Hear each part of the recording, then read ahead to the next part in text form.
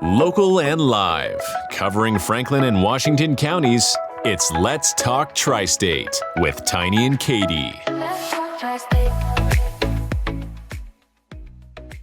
I'm Nick Seco from Home Right Windows and Doors, and we're located in Waynesboro, Pennsylvania.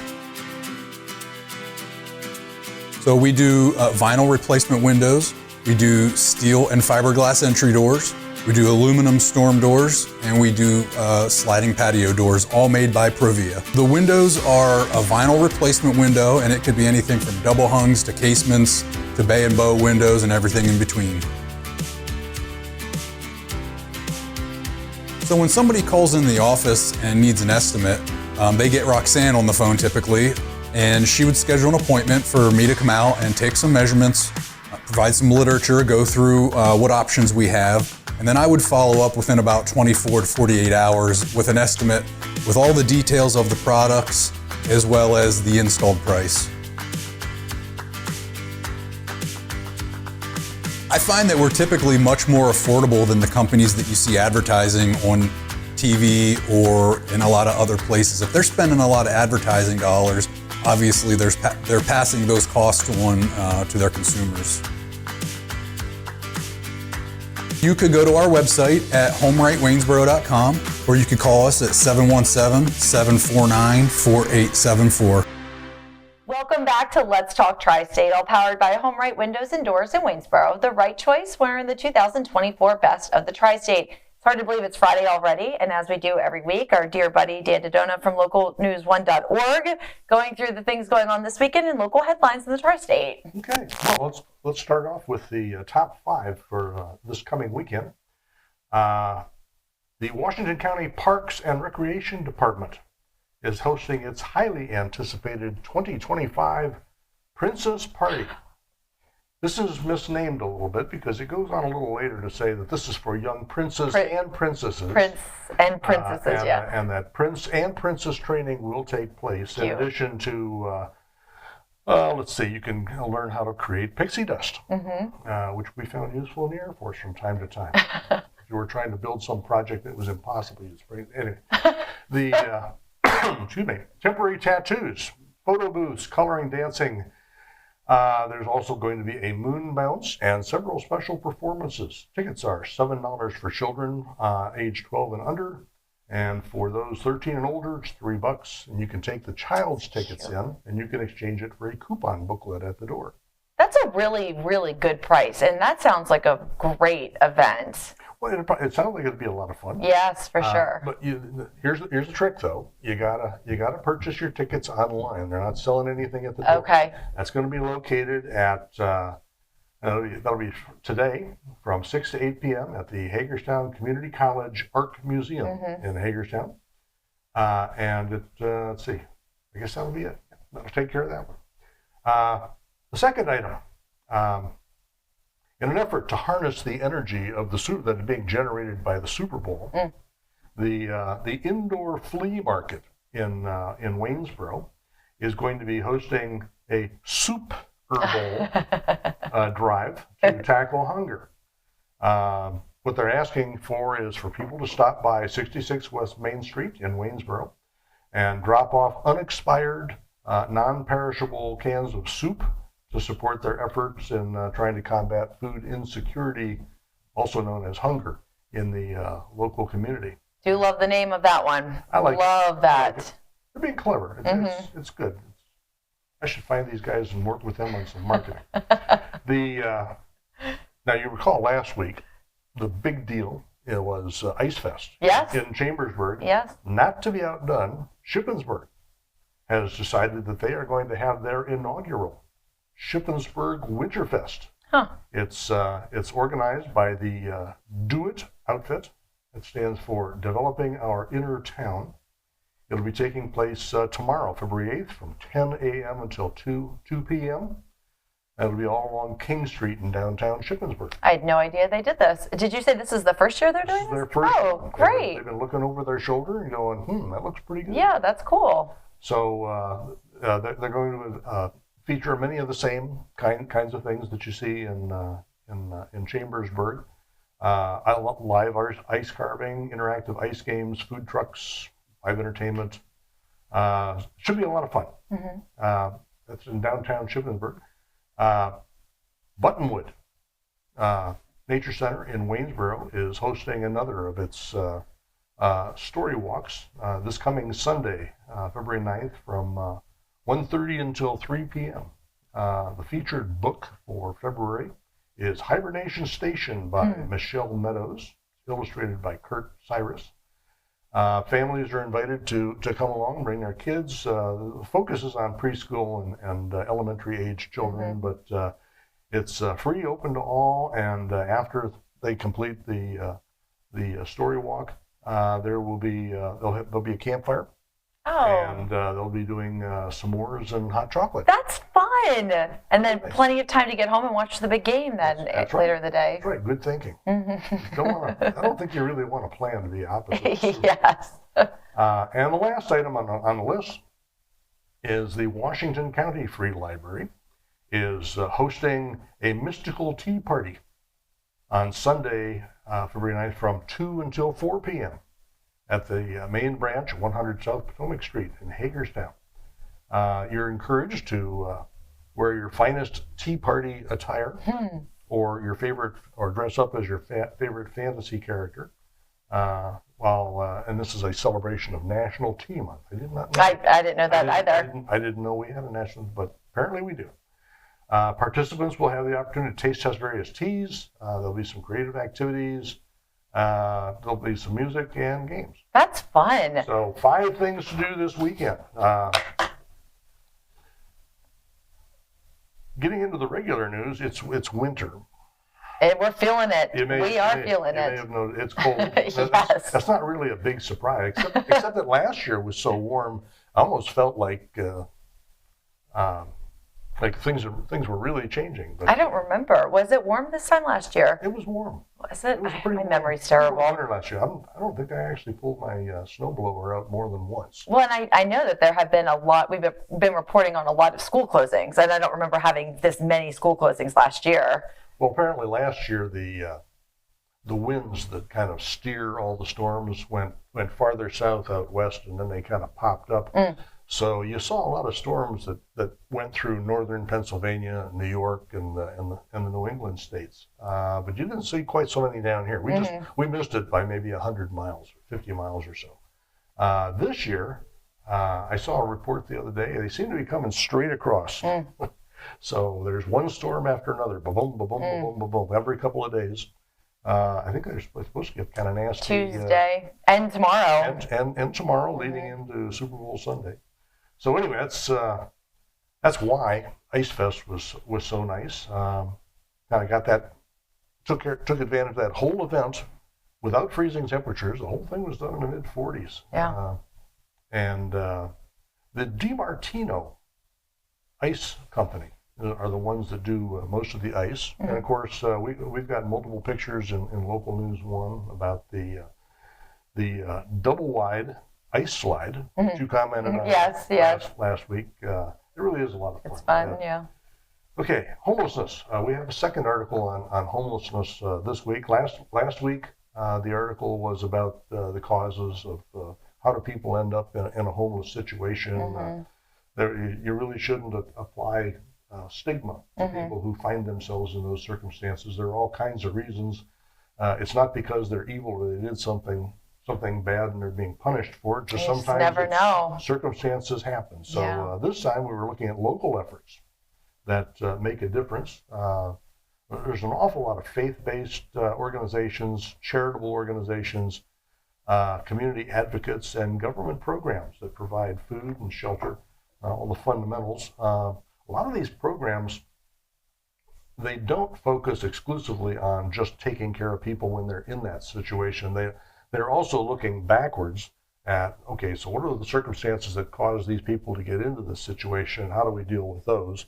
And then, of course, you got the food and shelter and things to actually take care of them. And then afterwards, they're looking at, so how do we make sure that people who are more inclined, more on the edge, if you will, to fall into these circumstances, how do we deal with that? So there's a lot of effort. It's a good article. They mention the New Hope Shelter. They mention REACH. The coldest night of the year, they're doing that event coming up. Reach, New Hope Shelter, Trinity Church, Waynesboro Community and Human Services, and a whole bunch of others. In Waynesboro, on the 15th of February, there's going to be the 29th Business Expo, sponsored by the Waynesboro Chamber of Commerce. They expect about 1,000 people to wander through there. There's a kids zone, so that you can bring the kids and let them go over there and play for a while you wander around to all the different businesses. 1,000, wow, that's a big event. They usually do. It takes place in the Waynesboro High School cafeteria. And since it's in the cafeteria, the Waynesboro Lions will also be doing a pancake breakfast that morning. That's very nice. It'll be $8 for adults, $4 for kids. In Hagerstown, the Barbara Ingram School for the Arts, which is located next to the Maryland Theater, we had a report they gave away over $60,000 last year to help young artists, because so many of them get to the point where they see the opportunity, they think they've got some skills, they'd really like to make the move, but they can't afford it, or there are obstacles that are in their path. Well, Sure. There's a foundation that is associated with the Barbara Ingram School that hands out money. In 2024, it was around $64,000 to help overcome those obstacles, get them on a path where they can take advantage of their artistic skills. That's a good thing. So if you're talking about homelessness, another example of, well, for those people who are inclined to art, let's help them get onto that path. Sure. So they won't be susceptible to falling into those circumstances. Washington County is seeking $120,000 to extend their response team's hours in order to cope with the opioid crisis.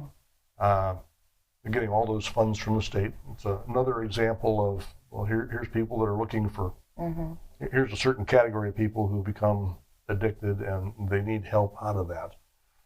So Franklin County, little change of pace. They're the first county in Pennsylvania to allow corrections officers to detain prisoners for ice. That's not the ice that's associated with winter, that's the ice that's associated with immigration customs enforcement.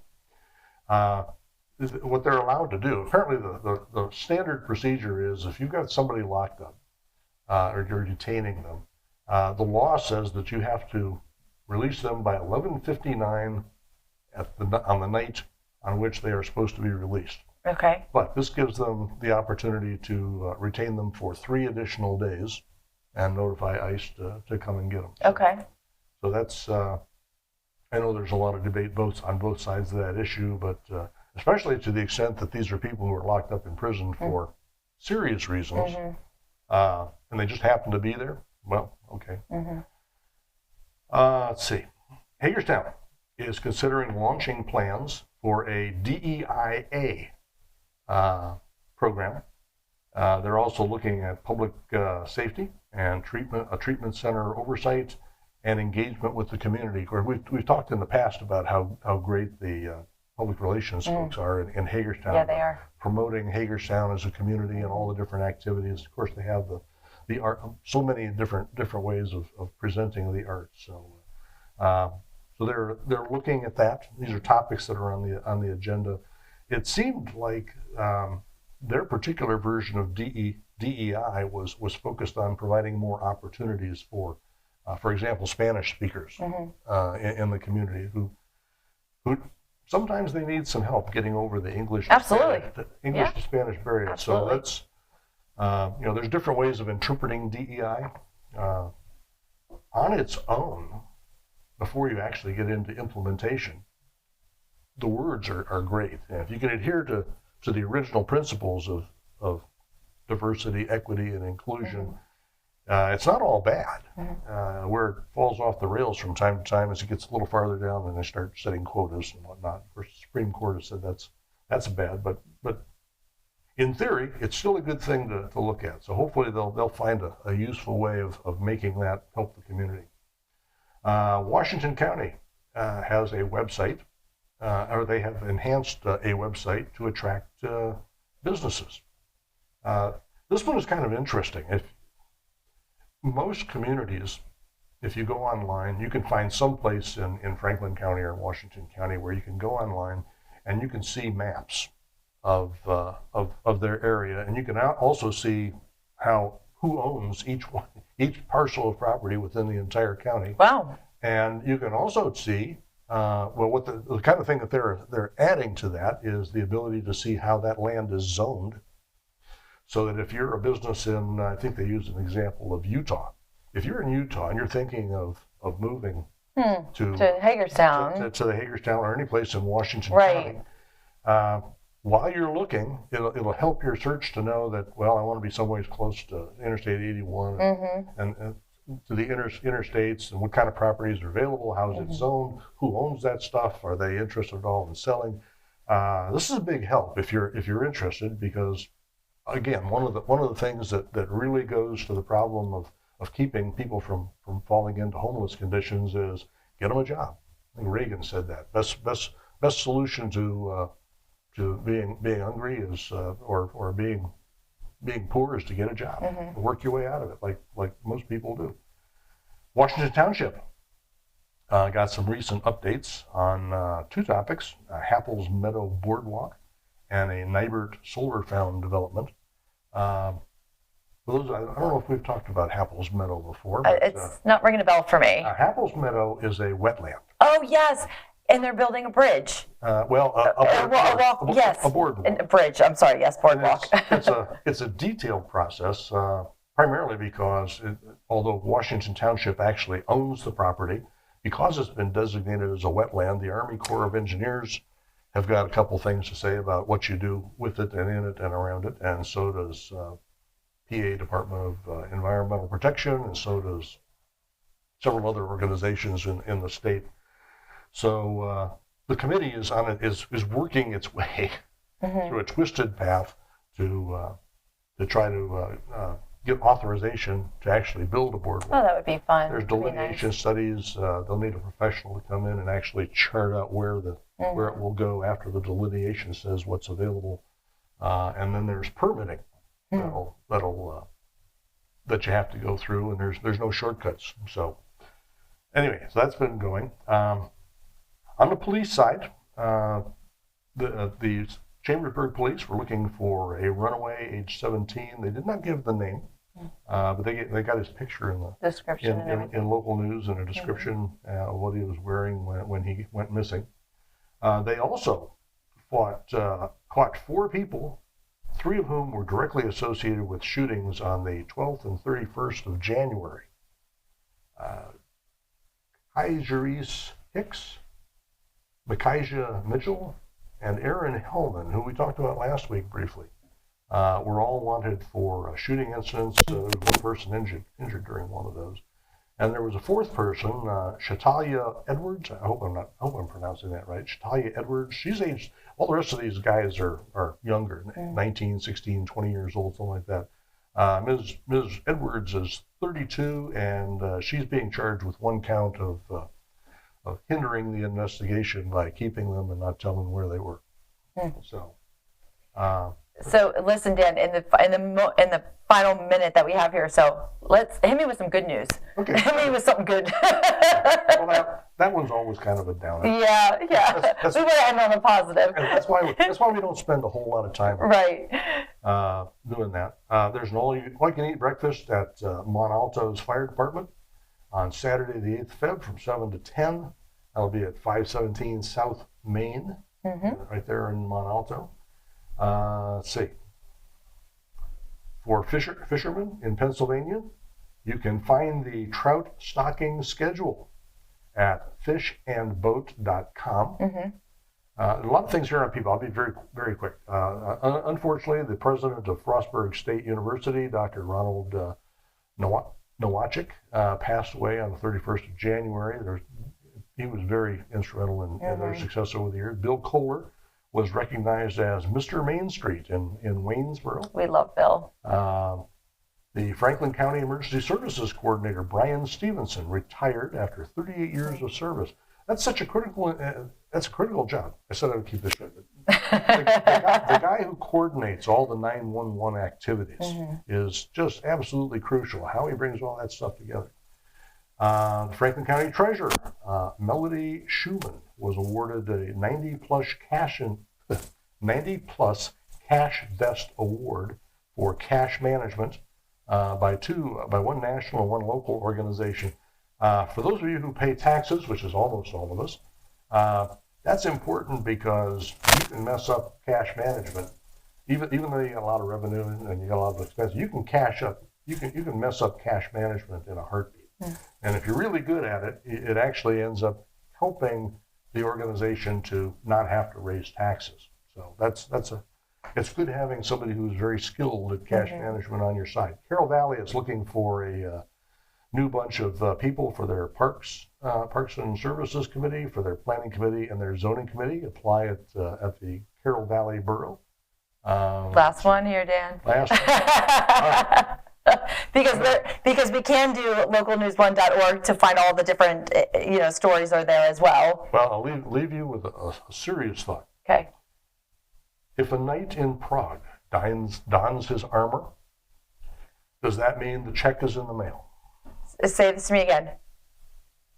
If a knight in Prague dons his armor, does that mean the check is in the mail? Czechoslovakia, mail, armor. Never mind. Okay. Localnews1.org is the place to go, and we will be right back with Let's Talk Tri-State, and it is all powered by the DRB Group, the right partner for your real estate development. If you'd like to be featured on an upcoming episode of Let's Talk Tri-State, call 717-597-9200 or email letstalk@921thegoat.com.